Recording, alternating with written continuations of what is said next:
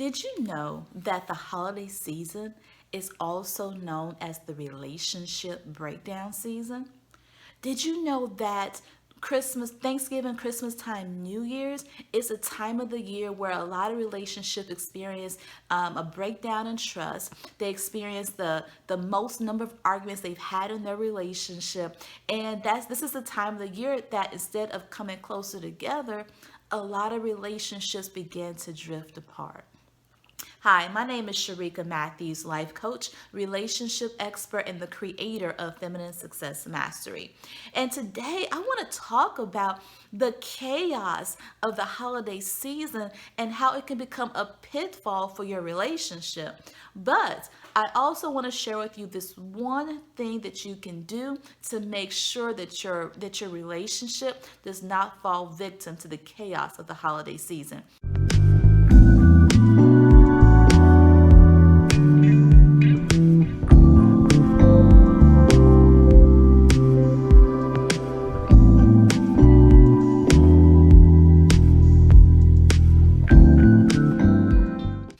Because we all know that the holidays are supposed to be like the happiest time of the year. You know, the lights are going, we're making plans to spend time with friends and family, whether it's in Zoom or having people coming over. We are shopping for others. We're excited to receive gifts. There's a lot going on just associated with the holidays, but also this time of the year is when there's a lot of work deadlines and just things are happening on several fronts in all of our lives.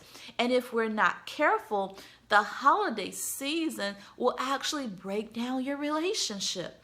And the reason that this relationship breakdown happens is because we tend to, as individuals, go into our own silos. We begin to fall back into our old way of thinking and our old way of doing things when we were single, or going back to the old way of doing things as it aligns with our family traditions, and don't really take into account that we're actually in a relationship, and that we need to incorporate more of the things that makes your relationship be sustainable into our holiday traditions. But not even just that. Some of the other problems that tend to surface around this time of the year is simply stress. Now, we're still in 2020, so we know the definition of stress. I think this whole year has been stressful with the pandemic, with the job uncertainty, with the presidential election. Oh my gosh, there's just been a lot of stress in this year alone. And then we want to put on top of that the holiday stress. The other thing that comes up in relationship is distractions. Holidays actually begin to distract you from nurturing your relationship. It actually distracts you sometimes from what's important to you, your life, and the relationship. The holidays also bring to the forefront your sense of obligation to others. Think about that. A lot of times when we are out shopping and making plans for family dinners, we're doing a lot of these things out of habit, out of obligation, out of tradition, not because it's something that we truly desire to do, but we do it because we don't want to hear such and such mouth that she didn't get a gift this year. We're doing it because, this is the way we've always done it in my mom's family, or we are doing things because, that's what a good wife is supposed to do. We're supposed to cook a 15-course meal for Christmas morning and a 30-course meal for Thanksgiving Day. All those things are obligations, but if you're doing things without meaning, what does it mean for you? What does it mean to you? So you get a sense of all the things that you feel obligated to do during the holiday season. And oftentimes those obligations don't have anything to do with their relationship. And also think about this too. Some of those obligations have nothing to do with your relationship with yourself, or it reveals to you that your relationship with yourself is not as strong as it should be, because you're out here running ragged. You're out here putting the needs and the demands of others above your own self-care rituals that you need to do so that you can continue to pour out into others. So this obligation really highlights the breakdown in almost all of your relationships. Other thing that comes up too is financial secrets, financial dishonesty, and financial irresponsibility. I mean, that this is the one thing that the holiday season capitalizes on, is that it capitalizes on your sense of obligation, and it gives you permission to overspend. It gives you permission to hide things. And it gives you permission to not tell the whole truth to your spouse about how you're spending your money. And this is something that almost becomes synonymous, if you will, with the holiday season. But what I want to encourage you to do is don't fall into that trap. You can write your own narrative. You can do the things that you desire to do, how you want to do it in your relationship, so that you can honor who you are and honor who God created you to be and honor the relationship that you're in. But when you fall into doing things in secrecy or in dishonesty or being irresponsible, that's going to have ramifications, not just in your relationship, but in other areas of your life. So this is just another one of the big things that happens in your relationship during this holiday season. The next thing that happens is having to deal with toxic in-laws, toxic family members. And we all know, we have that one family member who wants to be starting the mess. You have that one family member who always got something negative to say. You have that one family member who's always into trouble or doing something that's putting a burden and a new stress on other people in their lives, including you. So now you're having to navigate all these different types of new stressors in your life, all these new different types of new things in your life during this holiday season that really threatens to unravel your relationship.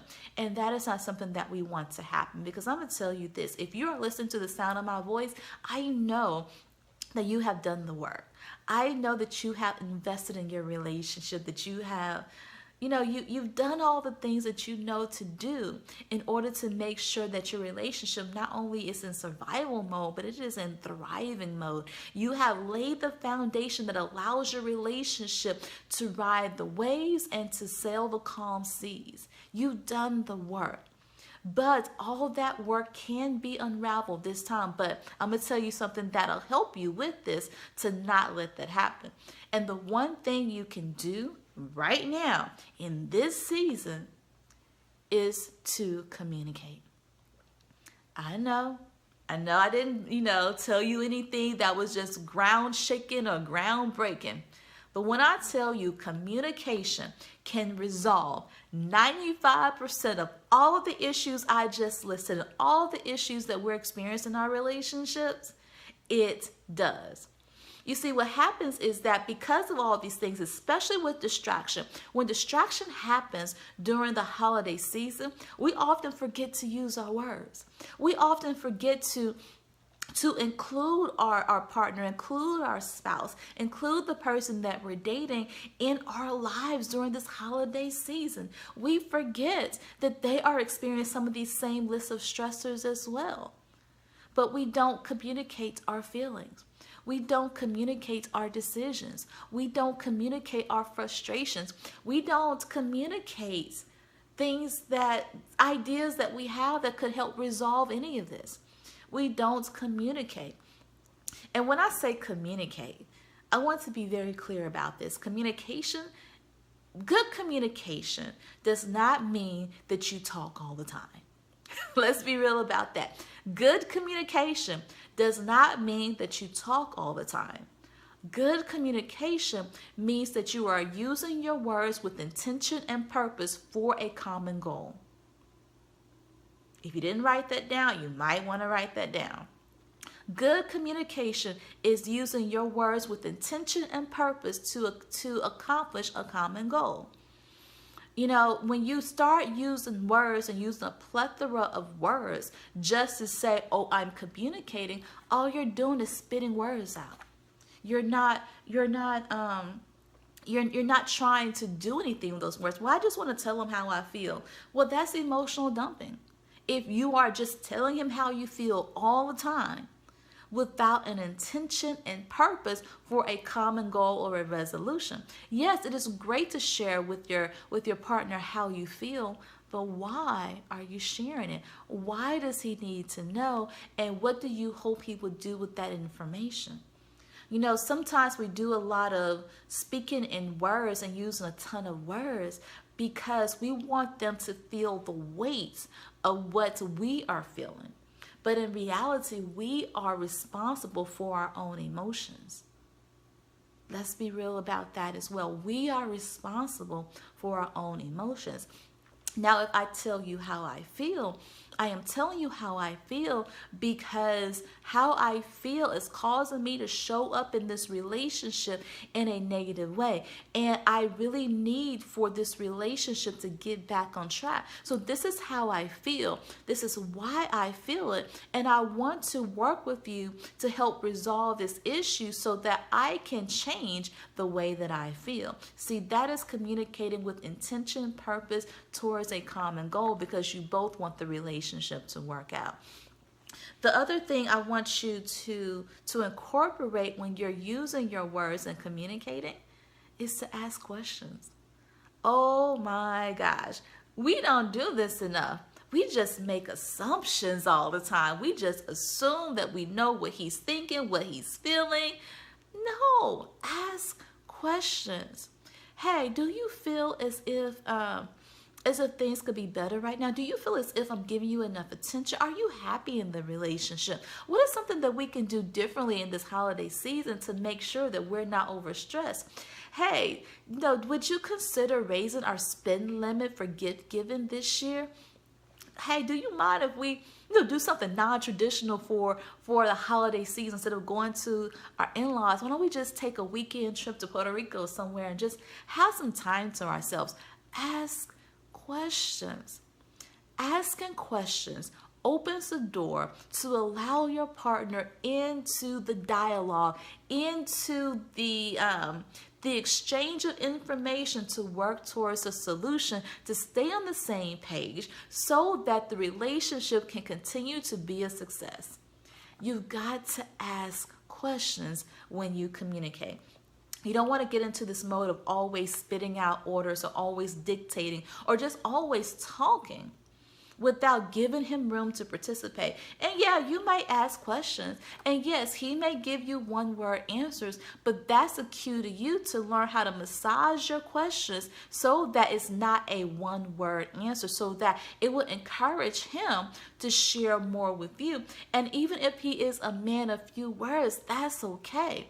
But what that does for you is to remind him that he is a part of your decision-making process, that he is a part of this relationship, and that he is just as important to you during this holiday season when you have so much going on that it's easy for you to get distracted and to forget about him. And the same way, and same thing works in reverse too, is that when he communicates with you more, then you are reminded that you are just as important to him now as you were before the holiday season. So you want to make sure to incorporate asking questions in your communication with your partner. And the third thing I want you to remember in your communication is that he's not the villain. Remember that. He is not the villain. Yeah, I know that there may be some breakdown happening in the relationship and you are starting to argue a little bit more and you both are under a tremendous amount of stress and you are both dealing with a certain amount of uncertainty in your relationship and in your future. But remember, he is not the enemy. The issue is the enemy. And if you want to resolve whatever issues you're dealing with individually or together, you two have to come together and fight the issue, not fight each other. And even when you are frustrated with him and he may have done something that really got on your nerves or really made you angry, he still is not the enemy. So when you are talking and when you are speaking with intention, you want to remember to speak to him as if you like him. Okay, well, maybe you don't like him today, But at least speak to him like you love him. Speak to him like you respect him. Speak to him like you honor him. And the only way you can do this is to not let your emotions rule over your conversation. Don't let your emotions rule over your conversations, because when we are feeling angry, when we are feeling frustrated, we tend to let that anger and frustration come up and out through our words and allow those words become daggers, allow those words become weapons. And that destroys more relationships than anything else.